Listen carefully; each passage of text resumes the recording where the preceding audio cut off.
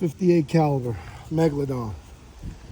Puts out about 525 foot-pounds of energy with 400 grain hollow points, courtesy of Mr. Hollow Point. Let's see what it can do to the cinder block. Hold this. See how many inches the cinder block is. It's 2.5 inches. See what it could do.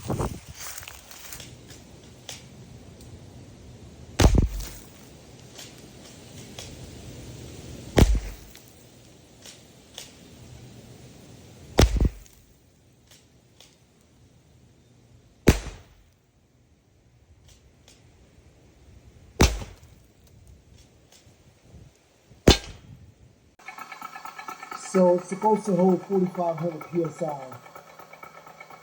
I usually don't pressurize it for 4,500 psi. I usually put it to about 42. In between about 400 bar, I think it is. No, I'm sorry. Not 400 bar. 275 bar. Yeah.